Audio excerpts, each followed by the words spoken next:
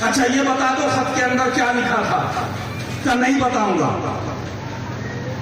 सजाएं दी गई, 8 दिन तक कैद खाने में अजियतें दी गई, तरह तरह से टॉर्चर किया गया, नहीं बताऊंगा। अच्छा सुनो, तुम्हें दौलत देंगे, आप बता दो। उन्होंने कहा नहीं बताऊंगा। तुम क्या समझते हो कि अली हुसैन का चाहने वाला दौलत के लालच में आके गुमराह हो जाएगा? कैसे इब्न मुसाहर ने मयार कायम कर दिया। अली का चाहने वाला न यजीदी डॉलर के चक्कर में आता, न सऊदी रियाल के चक्कर में आता। एक सलावत करिए मोहम्मद वाले मोहम्मद पर। हम नहीं देंगे, नहीं देंगे ये राज। देखो तुम्हें हुकूमत देंगे, क्या नहीं हुकूमत भी नहीं चाहिए? क्या हम तुम्हारी औलाद को कत्ल कर देंगे? क्या कर दो, तुम्हें जान से मार देंगे, तो वो तो मुझे भी मालूम है। और तुम क्या मुझे बता रहे हो? मेरी जवानी थी जब मुझे अली बता गए थे कि तुम्हें हमारे राजदार होने की बिना पर मारा जाएगा। इब्न जियाद के पास मुकदमा पहुंचा। इब्न जियाद ने कहा अच्छा मैं खुद बात करता हूं। इब्न जियाद आया, कहे कैस तुम ये बताओ तुम्हें क्या चाहिए? कैसे ने कहा मुझे मिंबर चाहिए। कहा अगर हम तुम्हें मिंबर दे दें तो? कहा जो तुम कहोगे मैं मिंबर पे जाके बोलने को तैयार। उसने कहा तुम्हें मिंबर पे जाके नौजुबिल्लाह बनु हाशिम पे लानत पड़ना है। उन्होंने कहा जाने तो दे मिंबर पे, मिंबर पे जाने तो दे। मामला तय हो गया। कैसे इब्न मुसाहर की बेड़ियां खोली गई, नहलाया धुलाया, अच्छा लिबास पहनाया। कैसे इब्न मुसाहर ने अच्छा लिबास से वेतन करके कहा ये बताओ तुम हाकिम हो, मैं कैदी हूं? कहा मगर मेरी खिदमत करना ये बतला रहा है कि मैं हाकिम हूं, तुम सब मेरी रियाया हो। तवज्जो फरमाइएगा, मैं हाकिम हूं, तुम मेरी रियाया हो। इब्न जियाद ने कहा चलिए टाइम हो गया है, पब्लिक इकट्ठा। जनाबे कैसे इब्न मुसाहर मिंबर पे पहुंचे। मिंबर पे जाने के बाद खुतबा पढ़ा, अल्हम्दुलिल्लाह रब्बिल आलमीन, अल्लाह की हम्दो सना की। उसके बाद मोहम्मद मुस्तफा पे दुरूद व सलाम भेजा और अब उसके बाद कहा सुनो, पूरी कायनात में 2 खानवादे अल्लाह की नजर में है। एक खानवादा वो है कि जिससे बेहतर कोई खानदान नहीं, दूसरा खानदान वो है जिससे बदतर कोई खानदान नहीं।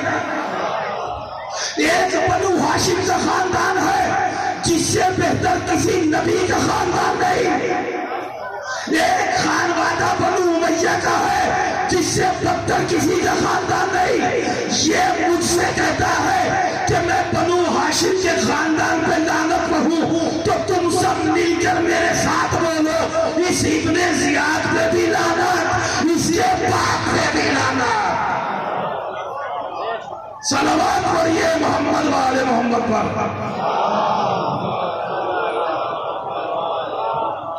देखिए वो 4 में से बहुत कदीम है कि छलके शराब इश्क़ अली में छली हुई, चादर अकीदतों की सरों पर तली हुई है, मनक़बत के सुनने सुनाने में जब मजा, दोनों तरफों आग बराबर लगी हुई।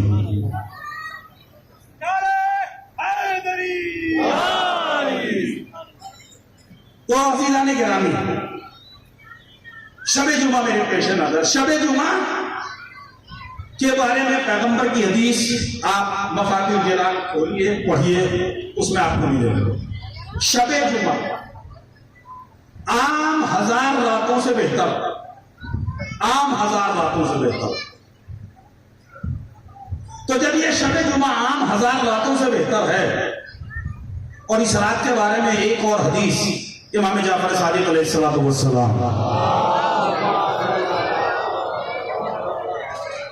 फरमाते हैं कि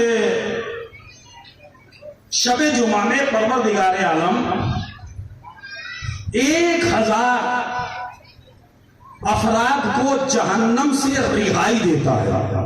ये इतनी बड़ी रात है जिसमें आप बैठे हैं।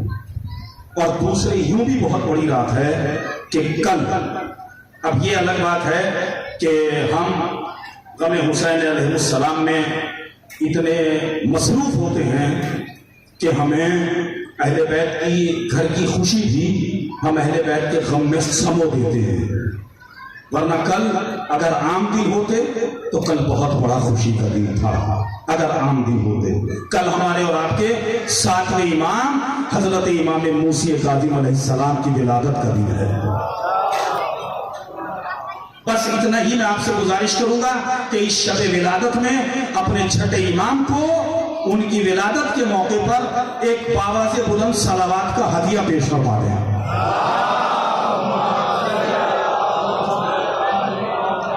तो शब जुमा बहुत बड़ी अजीम रात। इस शब जुमा को ऐसे नहीं छोड़ दिया होगा पहले बैत में और पैगंबर ने। इस शब जुमा में 4 अमल और उसके बाद चाहे वो 15 से 20 मिनट असल गुफ्तगू, जिसके लिए मुझे मेरे बुजुर्गों ने हुक्म दिया है बाकायदा, और वक्त की जरूरत है, वक्त का तकाजा है। आयतुल्लाह रूहुल्लाह मुस्लिम अल खुमैनी और आयतुल्लाह सैयद मोहम्मद हुसैन तबातबाई और आयतुल्लाह दस्ते गैब शिराजी ये फरमाते हैं कि मजलिस खाली फजाइल अहले बैत का नाम नहीं है, बल्कि वक्त की जरूरत की तहत जबान खोलने का नाम मजलिस हुसैन है।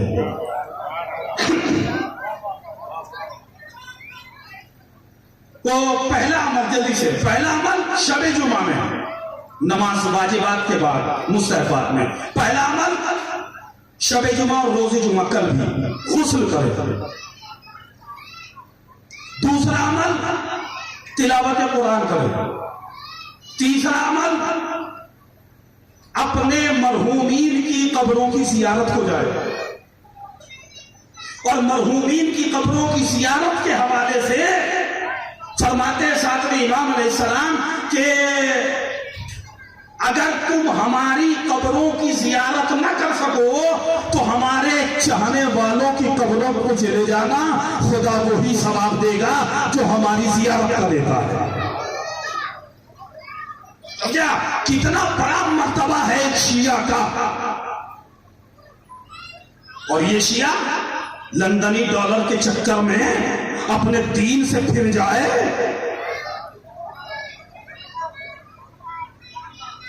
ये बड़े अफसोस की बात है अजीज़ानी गिरामी। अहले बैत मौला अली नहजुल बलागा में फरमाते हैं कि जो ये कहे कि हम अहले बैत के शिया हैं, उसे फक्र व फाका पे कमर बांध लेना चाहिए। तो बहरहाल अजीज़ानी गिरामी 3 अमल। चौथा अमल ज़ियारत कब्र हुसैन करे इस शब जुमा में। यह बड़ा मुश्किल काम है। कौन जाए ज़ियारत कब्र हुसैन करने हर शब जुमा? छठे इमाम की खिदमत में यही सवाल किया गया, मौला कौन जाए आपकी जद की हर शब जुमा? और इस जमाने में 2023 में और हिंदुस्तान से और करबलाए मोहल्ला, चलिए इस बात तो मसलन शब जुमा अरबईन के हवाले से है, तो जो जा सकते हैं वही जा सकते हैं, सब तो नहीं जा सकते। जो नहीं जा सकते उनके लिए मैं एक नुस्खा दे रहा हूं। छठे इमाम फरमाते हैं, क्या नुस्खा वाला क्या है?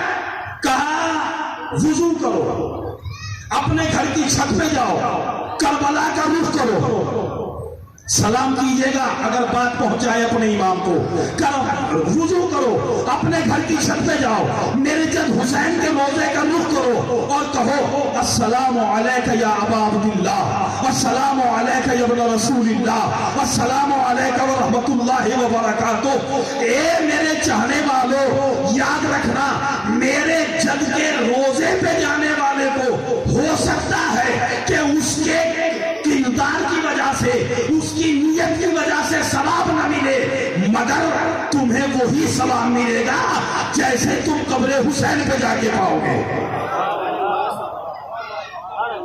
तो ये शब जुमा के अमाल। और शब जुमा में मजलिस अज़ा, मजलिस बहुत बड़ी ताकत का नाम है। अब सुनिए यहां से वो बयान जिसके लिए मुझे हुक्म दिया गया। जिस साल 1979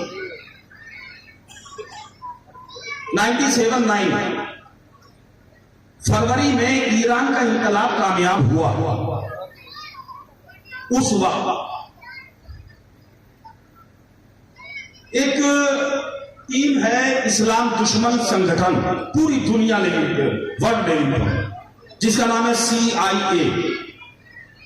अब उसका नाम हालात को देखते हुए उन्होंने तब्दील किया MI6। CI हो या MI6 हो, दोनों यहूदियत की औलाद हो। दोनों का मकसद क्या है वो सुनिएगा। जामिअतुल मुंतज़र मौलाना सादात से उस्ताद मोहतरम मौलाना नईम अब्बास साहब ने एक किताब निकाली थी, दीन और सियासत। उसका आप मुताला कीजिए। आपको ये जितने भी आज जो है वो इख्तलाफात पाए जा रहे हैं, ये जितने भी जो है वो कमजोर और बेहैसियत लोग जो है वो साहिब हैसियत के खिलाफ ज़बान खोलते हैं, ये सारा प्रोपेगेंडा उसमें मालूम हो जाएगा। समझे? इधर उधर की दौलत से मालदार बनने वालों की औलादें जो अहले बैत के सच्चे गुलामों के खिलाफ बोलती हैं, सब मालूम हो जाएगा आपको उस किताब को पढ़ के कि ये क्यों बोल रहे हैं, इनको बोलने के लिए कौन कह रहा है। बोलते क्या, सब हम खामनाई को नहीं मानेंगे, हम सिस्तानी को नहीं न मानो। तुम्हें किसने कहा है कि तुम मानो, जब तुम अपने बाप को नहीं मान सकते।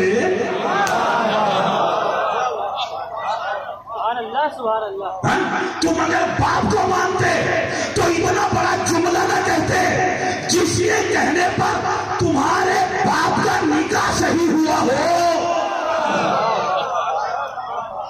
तुम अगर बाप के सच्चे बेटे होते तो उसके खिलाफ जबान ना खोलते।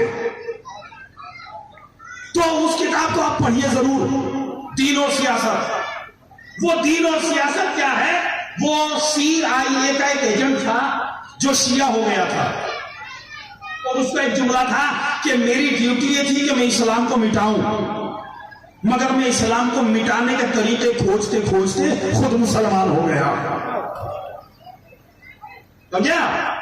तो उस किताब में एक वाकया लिखा हुआ है, वो वाकया आप जरूर पढ़िएगा जाकर, और उसके बाद पूरी रिपोर्टें हैं कि जब 1979 में ईरान का इंकलाब कामयाब हो गया और ईरान में जो है वो हुकूमत इस्लामी कायम हो गई, तो CIA ने अपने तमाम एजेंटों की हंगामी मीटिंग की, तत्कालीन जलसा, और उसमें एक मुद्दे पर गौर किया। मुद्दा यह कि हम जितना इस्लाम को मिटाना चाहते हैं, इस्लाम उतना फैलता जा रहा है। ये लोग आज और एक नई हुकूमत कायम हो गई। उनका भाई दुनिया में मुसलमान है कितना का ये तो देखना पड़ेगा कि सर्वे करो पूरी दुनिया में कितना मुसलमान है। सर्वे किया गया, आपको भी याद होगा वो सर्वे, मेरे याद सर्वे किया गया था, इशारा करके गुजरू में आपको ताकि याद आ जाए। आपके घर पर सर्वे करने वाले कोई गैर नहीं थे, हमारे ही कबीले के कुछ लेने वाले थे, वजीफा खोर मौलवी, वही सर्वे करने के लिए आए थे। और कैसे सर्वे किया था कि आपके घर में अगर 5 मेंबर हैं तो उनका नाम दीजिए, उनकी एज दीजिए, और पर मेंबर 1 रुपया भी दीजिए। ये सलवात पढ़ दीजिए मोहम्मद वाले मोहम्मद पर। नहीं ऐसा नहीं भाई, मिलजुल के सलवात पढ़िए मोहम्मद वाले मोहम्मद पर।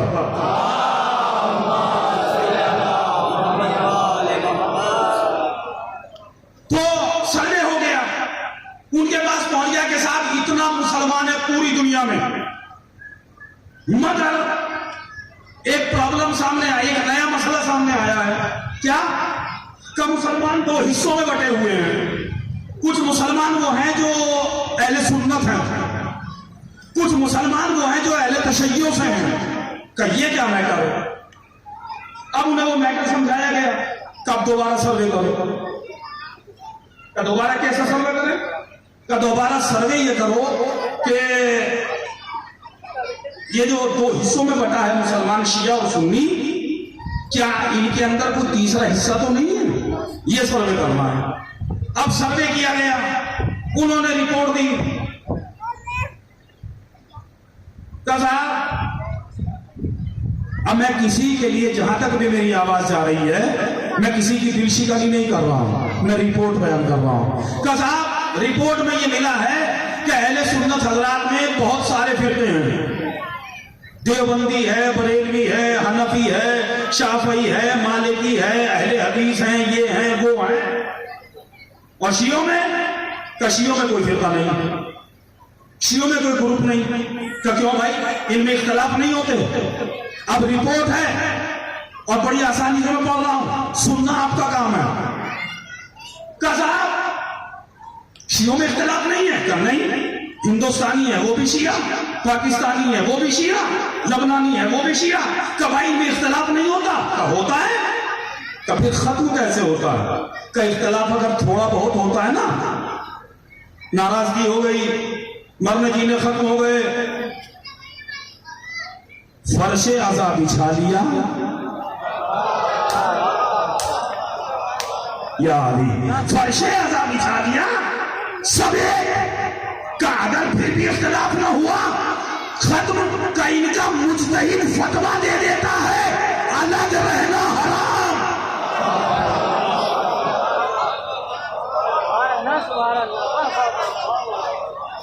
है। ये मुज्तहिद कौन है? कौन से शहर में होते हैं? कि ये शहर नहीं पाए जाते, ये तो पूरी दुनिया में एक या दो होते हैं। कि उनका काम क्या होता है? कब वो आज के उस जमाने में कि ये जो इस वक्त जो जिससे हमने शिकस्त खाई है, ये खुमैनी जो है, यही मुज्तहिद है इनका। ये जो फतवा देता है उसे फॉलो करते हैं, और फतवे के सामने न ये हुकूमत की मानते, ये किसी की नहीं मानते। का उदाहरण, मिसाल, तो जो शाह ईरान से भाग के गया था, उसने वाकया सुनाया, सुनिएगा। उसने कहा साहब वाकया मेरे साथ गुजरा, मैंने जब ये देखा कि ईरान की आवाम इनकलाबी जुलूस, इनकलाबी रैलियों से नहीं रुक रही है, प्रदर्शनों से नहीं बात आ रही है, तो मैंने हुकूमत का कानून दिया। सुनिएगा, मैंने हुकूमत का कानून दिया कि आज शाम 4 बजे के बाद जो घर से बाहर निकलेगा उसको गोली मार दी जाएगी। हुकूमत का कानून निकला कि जो शाम को 4 बजे के बाद अपने घर से निकलेगा उसे गोली मार देंगे। और हमारी जो है वो स्पेशल फोर्स अपनी गने लेके रोड पर फैल गई।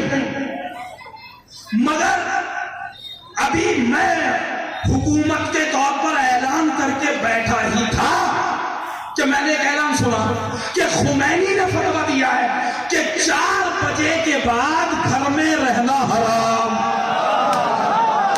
या अली, या अली।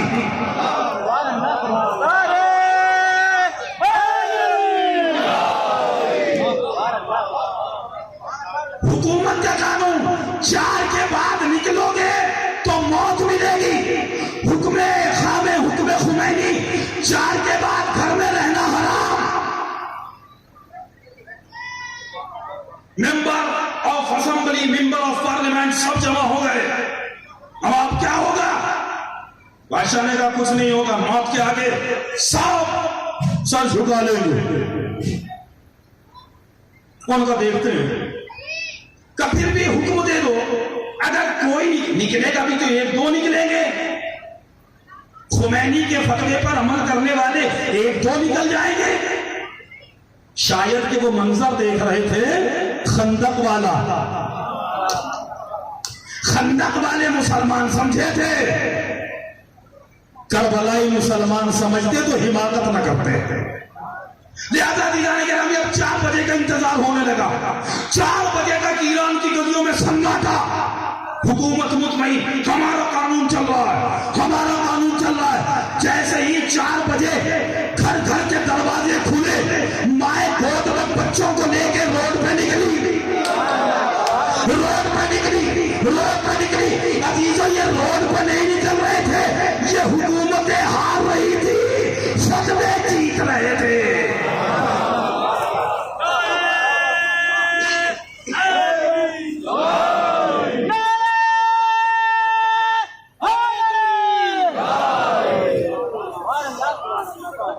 पूरा ईरान गलियों में आ गया, हुकूमत की गले पीछे आ गई, सब दौड़कर बादशाह के पास पहुंचे, शाह के पास। शाह, अब क्या करें? सब आ गए कि सबको मार दो।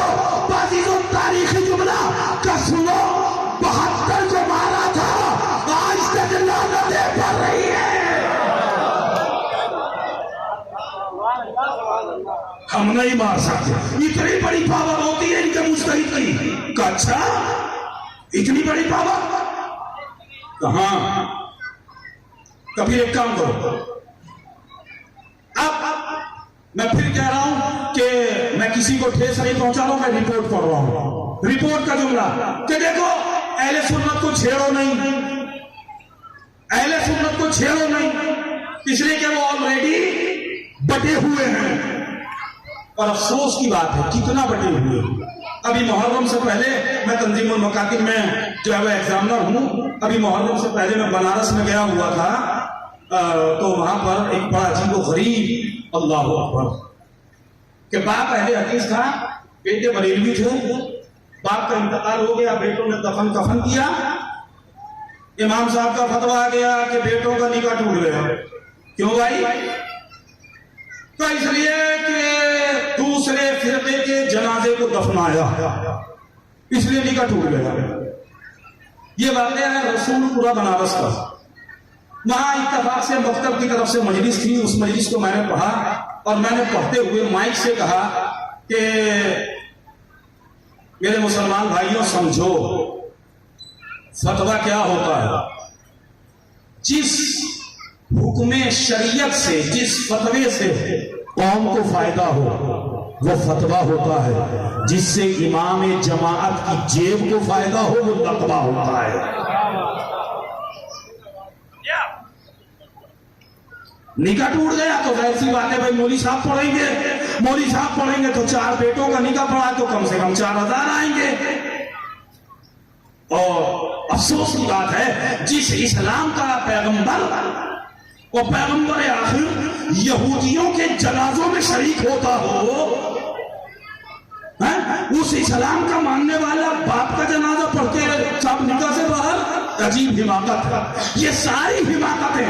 उन्होंने इनको छेड़ो नहीं, इसलिए कि ये ऑलरेडी टुकड़ों में बटे हैं। और हमारा जो है वो एक सिस्टम है कि टुकड़ों में बांटो हुकूमत को, और शियों को छोड़ो नहीं, टुकड़े इनमें बांटना है। जुमला सुनिएगा, CIA के अध्यक्ष का जुमला, वो कहता है कि शियों को छोड़ो नहीं, कसाब इन्हें भी छोड़ दो। कि जब तक शियों का इत्तेहाद है, तब तक इस्लाम का वकार है। इनका इत्तेहाद खत्म कर दो, इस्लाम का वकार खत्म हो जाएगा। कब? वो कैसे करें साहब? कि इनके जाहिलों को, इनके जाहिलों को मुज्तहिदीन के खिलाफ बना दो। और खबरदार, जाहिलों को एक और ताकीद कर देना कि तुम मुज्तहिदीन की मुखालिफत तो जम के करना, लेकिन कभी किसी शिया आलिम से टक्कर मत लेना। एक तो इस तरह कमजोर होगा इस्लाम, दूसरे का इनकी आजादारी में ऐसी ऐसी रस्में डाल दो कि इनके समझदार लोग ही दूर हो जाएं। अब रस्में मैं तस्करा कर रहा हूं, 1-2 रस्मों पर। कलावा खरीदा, जरी से मस किया, साल के साल हाथ में बंधा है, अरे ये दीन अहले बैत है, ये कलामों का मजहब नहीं है। हमने शियत का दारो मदार काले लिबास में कर दिया। काला लिबास शियत के अंदर गम की अलामत है, शियत की अलामत नहीं है। अलामत शियत न बनाइए, शियत और है, अलामत और है। जैसे इस्लाम के कानून और हैं, मुसलमान की जिम्मेदारियां और हैं, ऐसे ही शियत और है, शिया की जिम्मेदारियां अलग हैं। तो अज़ीज़ान किराम अब आप देखिए वही हो रहा है कि नहीं हो रहा है। मुज्तहिदीन की मुखालफत भी जम के की जा रही है, गालियां भी दी जाती हैं, सब कुछ किया जाता है। मगर ये तो सोचो क्यों तो साहब हम और किसी गैर मासूम की तकलीद करें? तो आपसे किसने कहा है कि आप तकलीद करो? आपसे कहा किसने कि आप तकलीद करो? जाओ इस्लामी मदरसों में जाके पढ़ो, कुरान के रुमूज़ व औक़ाफ़ को पहचानो, कुरान के रुमूज़ व औक़ाफ़ को पहचानो, अपनी जिंदगी के मसालों को, अपनी जिंदगी की जो है वो ड्यूटीज को, अपनी एक्टिविटीज को कुरान से निकालो तो सही, निकालो कुरान से, न करो तकलीद।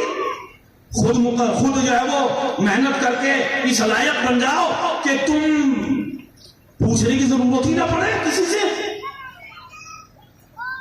इश्तिहार खुद करो। कसाब इतना वक्त है हमारे पास कि हम 80-80 साल मदरसों में जाके पढ़ें। ए भैया, जब 80-80 साल मदरसों में पढ़ नहीं सकते तो पढ़ने वाले की मुखालिफत भी तो ना करो। नहीं साहब, नौज़ुबिल्लाह, वो खामनाई, ये लफ्ज हैं सबके, माफ कीजिएगा, वो एक हाथ का लूजा और दीन की क़यादत करे। मैं आज तुम एक खामनाई को नहीं कह रहे हो, तुम अपने ज़ब्त का मेयार बता रहे हो कि हम जिसका एक हाथ रहो, जब उसकी इब्तिदा ना करें तो तुम अब्बास की इब्तिदा क्या करोगे?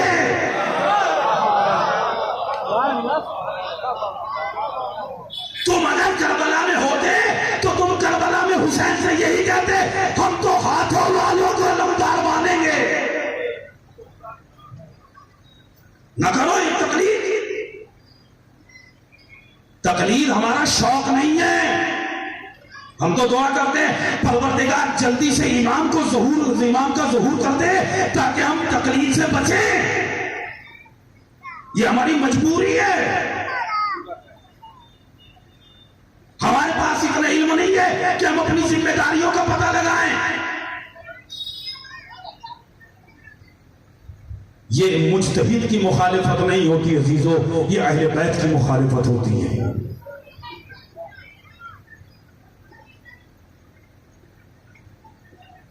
दूसरी बात, साहब भला अहले इमाम के जमाने में कोई मुज्तहिद था, कोई फकीह था? तो आपने अब तक अपनी जिंदगी के 18 से 20 साल की जिंदगी में इमाम बारे में आके किया क्या?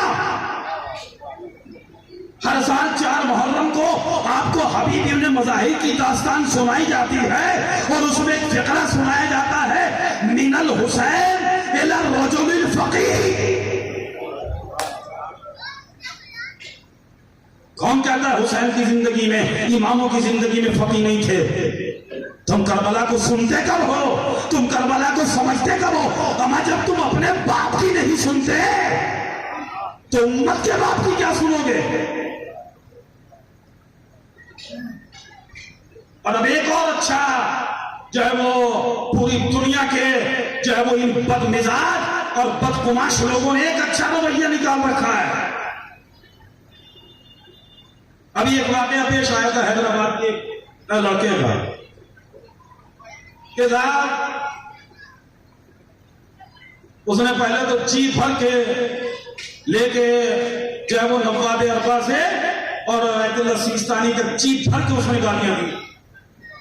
और उसके बाद उस मजलूम ने क्या किया, जब जो है वो हैदराबाद के गैरतमंद शिया उसके घर पे पहुंचे, पुलिस लेकर FIR करके, तो उसने क्या किया, तो माफ कर दीजिए,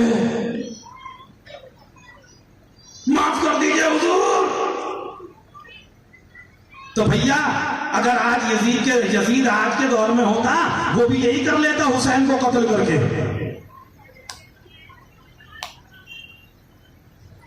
माफी नहीं, आप बरसरे आम आइए, सोशल मीडिया के जरिए माफी नहीं हुआ करती। आप बरसरे आम आइए, ये कोई जालिम कौम नहीं है, ये तो उसके मानने वाले हैं कि जहां लजामे फर्श पे हाथ डालने वाला भी आता है तो उसे गले से लगा लेते हैं। हवेलियों से निकल के आओ तो सही, देखो तो सही कितना बड़ा दिल कुर्ता लिए बैठी है ये कौम। लेकिन माफी इस तरह नहीं, माफी ऐसे मांगिए जैसे हुर ने मांगी थी।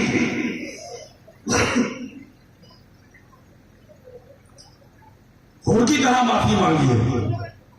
बस अजीज़ान गिरामी, मैं अपने छोटे भाइयों से, अपने जवानों से बस एक ही गुजारिश करूंगा कि जो भी आवाज आपको खिलाफ मर्जियत मिले, समझ लीजिए कि ये दुश्मन की आवाज है।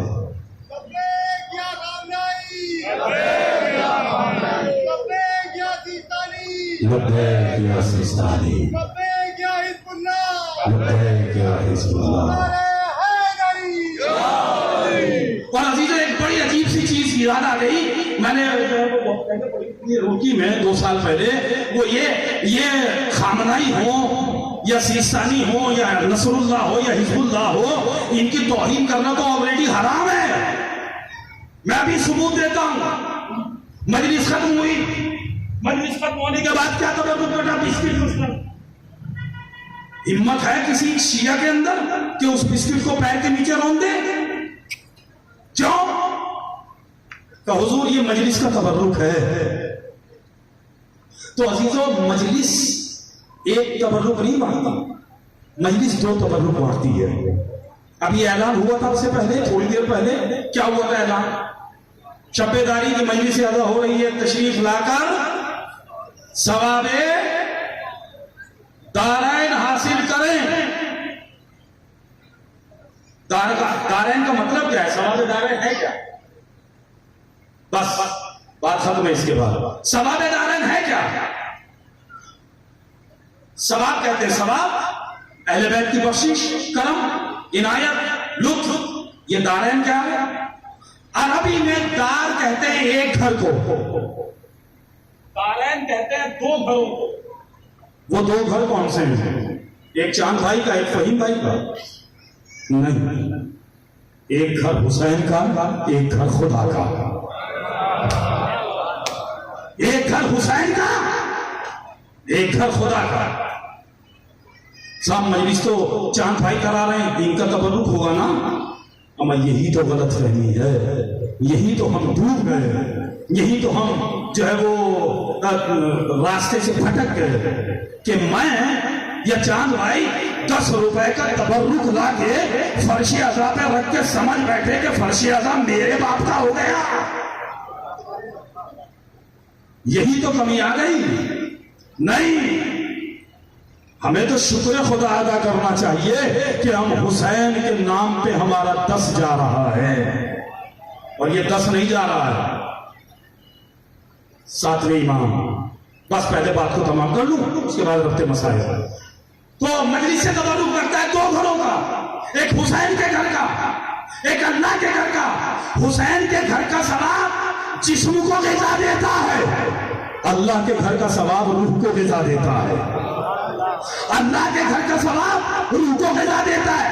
कभी कभी ये सवाब किसी एक को मिलता है, कभी कभी ये सवाब पूरी कौम को मिलता है। जब किसी एक को मिलता है तो कभी खुमैनी बनता है, कभी खामनाई बनता है, कभी सीस्तानी बनता है, और जब सवाब सबको मिलता है तो फिर यही कौम हिज़्बुल्लाह बनती है।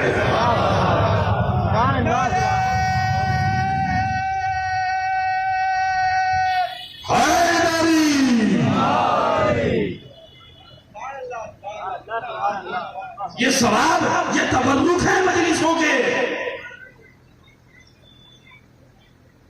सन 1995 में जब लबनान के ऊपर इसराइल ने तकरीबन 48 मुल्कों की फौज लेकर चढ़ाई की थी, उस वक्त हसन नसरुल्लाह ने लबनान को बचाया था।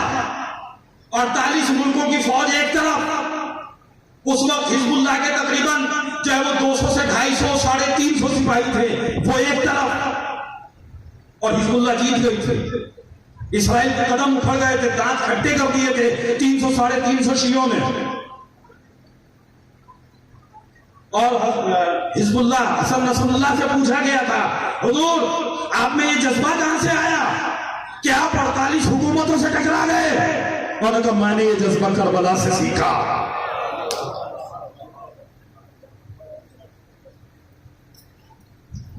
मैं अर्ज कर रहा था कि ये हमें शुक्र खुदा अदा करना चाहिए कि हम फर्श अज़ा पर 10 रुपए का, 10,000 का, 10 लाख का तबर्रुक ला के रख देते हैं। हदीस के सुनाने वाक़े की छोटा सा वाक़या है, उसी में मसाइल है। उसके सुनाने से पहले मैं आपसे एक सवाल करता हूं। गुज़िश्ता सालों का नहीं, माफ कीजिएगा, सिर्फ इस अय्याम आज़ाद आज 6 सफर और 30 दिन मुहर्रम के 36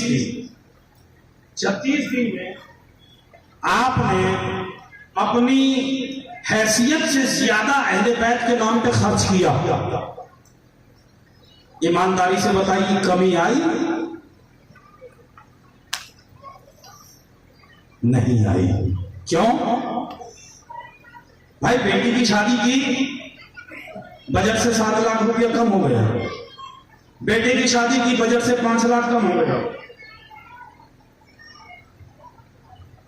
पहली मुहर्रम से आज 6 सफर तक मुसलसल मजलिस है, तबर्रुक, मौलवी को देना, अंजुमन को देना, ये करना, वो करना, माइक का, ये हजारों खर्चे। तो आपके बजट में कमी आई?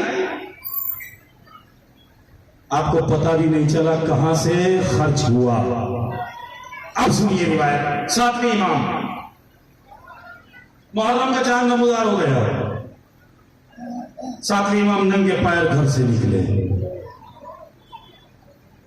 मदीने के हर मुसलमान के दर पे पहुंचे और जाने के बाद कहा, भाई मुहर्रम का चांद निकल गया, मेरे घर फर्श अज़ा बिछ गया, मजलिस में आना। और मेरे भाई जो दूर खड़े हैं उनसे माफी चाहता हूं, वो अपने ऊपर ये जुमला ना समझना। मजलिस हो गई, कुछ आए कुछ नहीं आए। 7वें इमाम से कहा, मौला आपको बुलावा पूरे मदीने में दे के आए थे ना, मगर आपके जद की फर्श अज़ा पे कम आए। का खुदा ने जिनको तौफीक दी वही आके बैठे, और जिनको खुदा ने तौफीक नहीं दी वो आके भी चले रहे। या वो आए ना आए, एक चाहने वाला उठा, फजल इब्न रबी, और सुनने के बाद का, मौला अभी फला दुश्मन मिला था और उसने मुझे तंज किया है, ताना दिया है कि तुम्हें मिलता क्या है मजलिस करके। इमाम ने फरमाया, जाके कह देना कि कम से कम 2 चीजें खुदा देता है। पहली तो ये कि जितना टाइम हम मजलिस में देते हैं अल्लाह उसे हमारी जिंदगी में शामिल नहीं करता, और दूसरा ये जितना हम मजलिस में लगाते हैं अल्लाह 70 गुना बढ़ा के देता है। सब आके बैठ गए, और अब इमाम का यही चाहने वाला फजल इब्न रबी, हर इमाम के जमाने में करबला के बाद एक एक शायर जरूर मिलता था। मसलन चौथे इमाम के जमाने में, 5वें इमाम के जमाने में फजल थे, 8वें इमाम के जमाने में दिरबल थे, इसी तरह 7वें इमाम के जमाने में था छोटा ही शायर मगर था अहले बैत का कोई भी शायर छोटा बड़ा नहीं होता। ये बारगाह बिनते रिसालत महाब है, जो जर्रा जिस जगह है वहीं आफ्ताब है। तो वो मतलब इतना आफाकी शायर नहीं था कि तारीख में उसके शेर जो है वो दर्ज किए जाते हैं। इमाम ने कहा फजल मेरे जद के हवाले से कोई मरसिया लिखा है? उसने कहा जी माला लिखा है। सुने मेरे बच्चे, वो मेरे भाई बच्चे जो मरसिया खानी कर रहे हैं, चचा एजाज के पोते, वो खासकर सुन। इमाम ने फरमाया फजल कोई मरसिया लिखा है? कहा मौला लिखा है। दोस्तों मैं आपसे भी वाकया रोक कर एक गुजारिश करूंगा। हमारा पूरा सिस्टम एक ये बन गया है, पूरे इलाके का, खाली मंगलौर की बात नहीं कर रहा हूं, पूरे हिंदुस्तान का सिस्टम ये बन गया। हम मजलिस में उस वक्त जाते हैं जब मौलाना साहब बैठ जाते हैं, मगर ये जो मजलिस होती है हमारे समाज में, ये तरीका कब का है? इमाम के जमाने का है। ये तरीका ज्यादा पुराना नहीं है, 100-150 साल के अंदर का ये तरीका। जब दुश्मनान शीयत ने शीयत के ऊपर उंगलियां उठाना शुरू की तो हमारे उलमा ने मजलिस का ये तरीका अपनाया है। मौलाना मेहराज साहब फिल्ला से गुजारिश आगे तशरीफ लाएं, आप हजरात उनके इस्तकबाल में किनारे सलवात पढ़े मोहम्मद वाले मोहम्मद पर।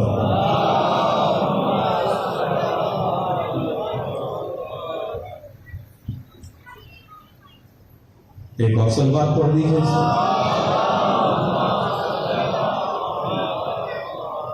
अच्छा एक आखिरी सलवात मेरे ऊपर एहसान करके नहीं, इबादत समझ के पढ़ दीजिए।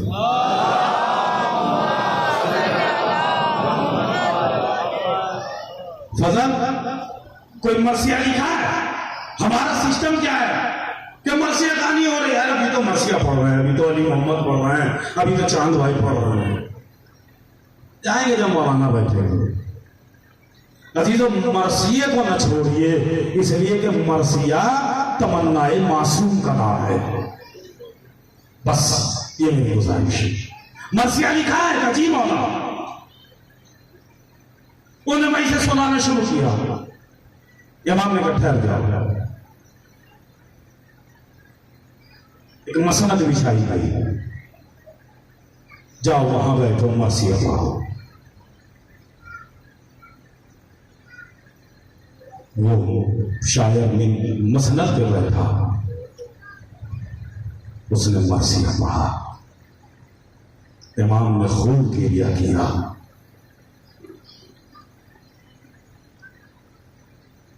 ज़िंदारी गिरामी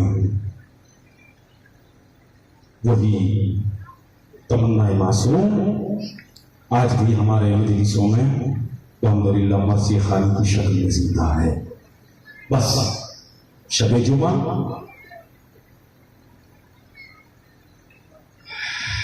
रिवायतों में मिलता है एक वाकया कि एक अब्दुल्ला नामी शख्स था, शाम का रहने वाला था। उसकी एक बेटी थी, बहुत इलाज कराया मगर बेटी को शिफा ना मिली।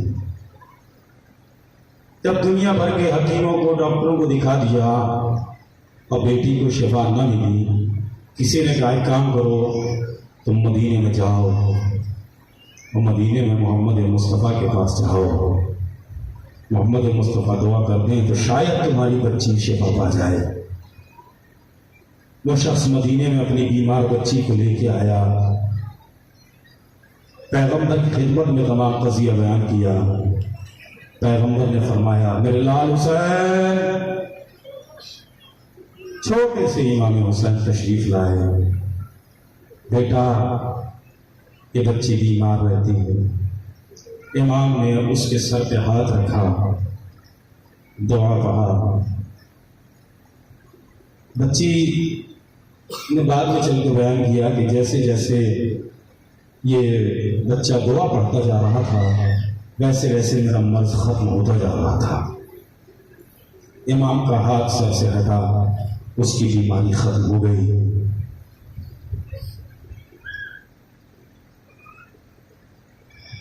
अब्दुल्ला ने एक दस्तूर बनाया कि हर शब जुमा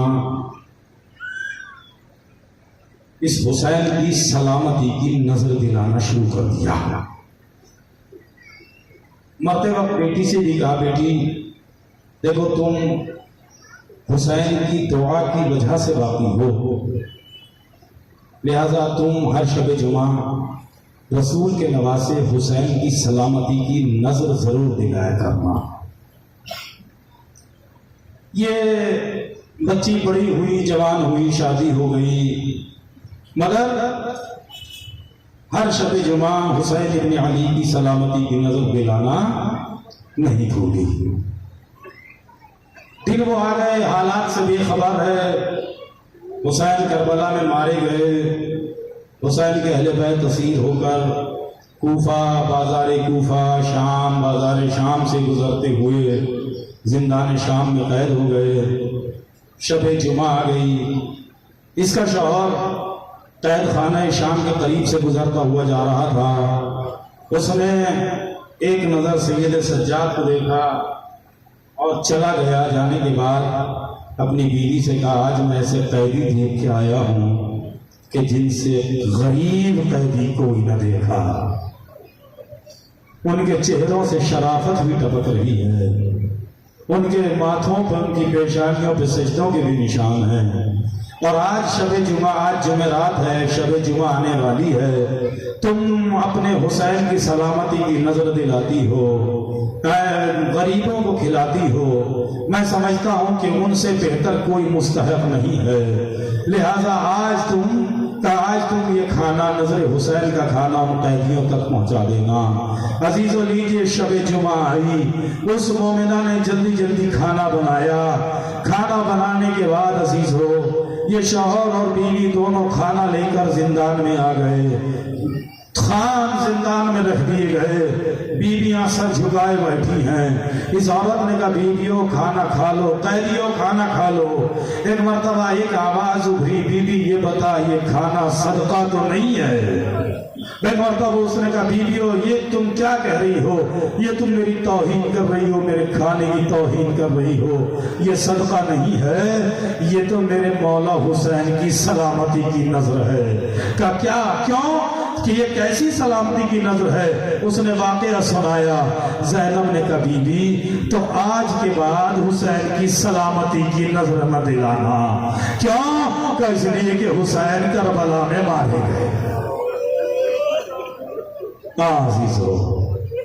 जज़ाकल्लाह, खुदा आपको कोई गम न दे। मजलिस हो रही थी छठे इमाम के बैत शरफ में। इमाम के पास अबू बसीर बैठे हुए थे। इमाम ने कहा, अबू बसीर तुम्हें मेरे जद की गुर्बत में रोना नहीं आता? उसने चेहरे से रुमाल हटाया। मौला देखो तो सही, मेरी तो दाढ़ी भी आंसुओं से भीग गई। कहा ऐसे नहीं। कहा फिर कैसे? कहा ऐसे रोया करो जैसे जन्नत में मेरी दादी रोती है। जज़ाकल्लाहु खैरुल जज़ा, खुदा आपको कोई गम ना दे। अजीजों, दिल चाहता है एक उस बच्ची की मुसीबतें बयान की जाएं कि जो सबसे कमसिन बच्ची थी। और कमसिन नहीं बल्कि हुसैन ने जिसे नमाज़े शब में मांगा था, और हुसैन उस बच्ची से इस कदर प्यार करते थे। दो तीन रिवायतें छोटी छोटी और खत्म दुआ। पहली रिवायत शब आशूर, अब्बास खेमों में बैठे हुए हैं, असहाब खेमों में बैठे हुए हैं। अचानक से अब्बास ने महसूस किया कि खेमों के बाहर कोई टहल रहा है। जल्दी से अब्बास ने खेमे का पर्दा उठाया, बाहर निकले। औलाद वालों, दिलों पे हाथ रख के सुनिएगा। अब्बास ने क्या देखा? चीख मार के रोए। और उसके बाद अब्बास ने कहा, मौला ये क्या कर रहे हैं? हुसैन ने फरमाया, अब्बास ये देखो छोटे छोटे कांटों के दरख्त हैं, अब्बास मैं उन्हें उखेड़ रहा हूं। क्यों मौला? कब मेरे बाद शामे गरीबा, कहीं मेरी बच्ची के पैर में कांटे न चुभ जाए। मैं कहूंगा, मौला जिस बच्ची से इतना प्यार, उस बच्ची के हाथों में रसा। हुसैन ने कोई नाजों से पाला। ये बच्ची शाने गरीबा, दामन में आग लग गई। ये बच्ची चिल्लाती जा रही है, बाबा मेरे दामन में आग लग गई।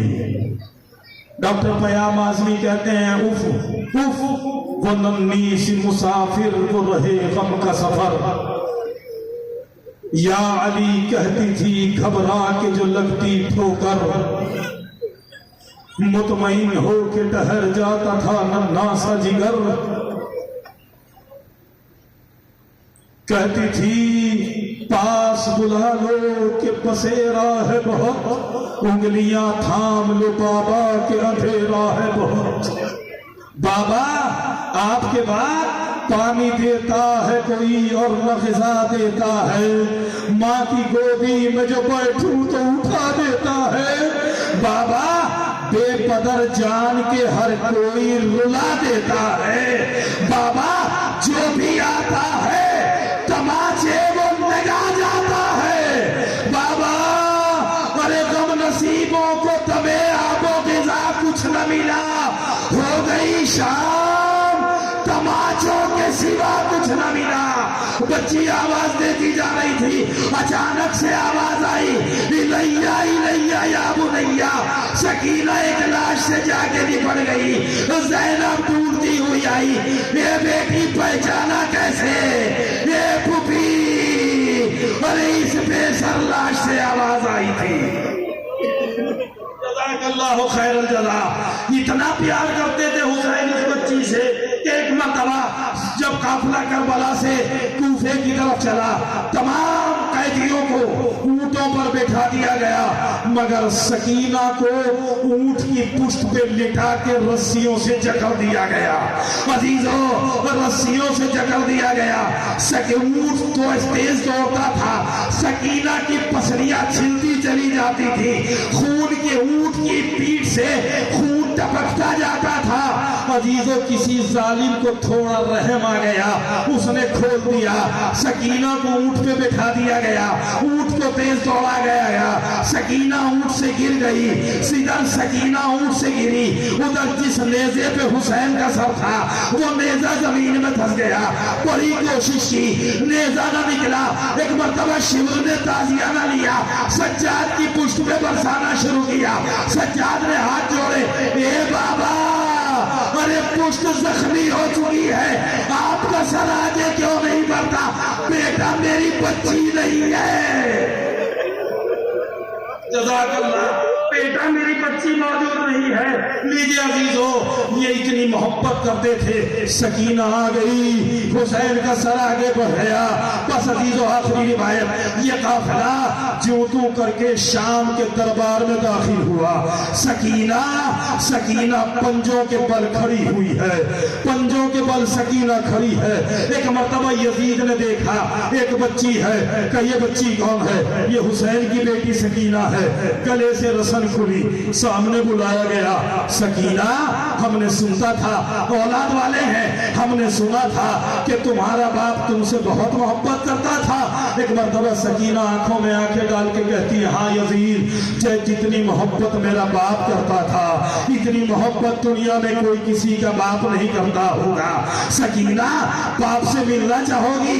हाँ, बहुत दिन हो गए बाप से नहीं मिली, बाप को देखे हुए भी बहुत दिन हो गए। अजीजों, एक मरतबा जालिम ने कश्ते कपड़े को हटाया, सरे हुसैन नजर आया। सकीना ने दौड़ना चाहा, शिमर ने तलवार दरमियान में कर दिया। ये सकीना ऐसे नहीं, कफिर कैसे? यजीद मलूम ने कहा, सकीना, आज हम तो तब जाने कि तुम्हारा बाप भी तुमसे मोहब्बत करता था कि तुम वहीं खड़ी रहो, तुम्हारे बाप का सर यहाँ से उठ के जाए। एक मरतबा सकीना ने जला दामन फैलाया, ए बाबा, अरे जालिम मोहब्बत का इम्तिहान ले रहा है। अरे सर उठा, सकीना की गोद में आया, मुंह पे मुंह रख दिए। ए बाबा, शिमर के तमाचे लगे, जालिमों के तमाचे लगे, पूरी के ताजिया लगे। मेरी मोहब्बत का इम्तिहान, अला लानतुल्लाहि अलल कौमिज़ ज़ालिमीन व सयअलमुल्लज़ीना ज़लमू अय्युल मुनक़लिबिन यनक़लिबून। परवरदिगार बहक़ अहले बैत अलैहिस्सलाम हमारी इस मुख़्तसर सी इबादत कबूल फरमा।